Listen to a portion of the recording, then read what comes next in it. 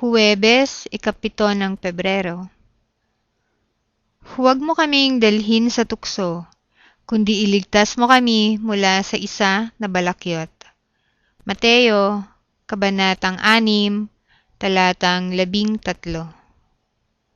Nang banggitin niya ang modelong panalangin sa kaniyang mga alagad, isinama ni Jesus ang personal na mga bagay, gaya ng kapatawaran sa kasalanan at pagkakaroon ng pagkain sa araw-araw.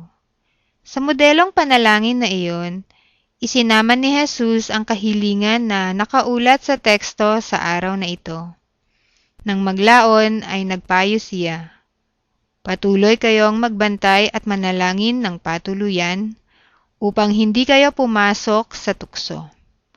Mahalaga ang panalangin kapag napapaharap tayo sa mga tukso. Baka natutokso tayong ipagwalang bahala ang mga simulain sa Biblia sa trabaho o sa paaralan. Maaaring anyayahan tayo ng mga disaksi na sumama sa kanila sa questionableng mga gawain. Baka hilingan tayong gawin ang isang bagay na labag sa matuwid na mga simulain.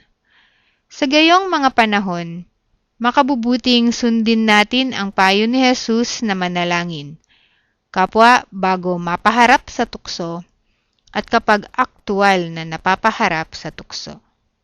Ano pat hinihiling sa Diyos na tulungan tayong hindi mahulog sa tukso.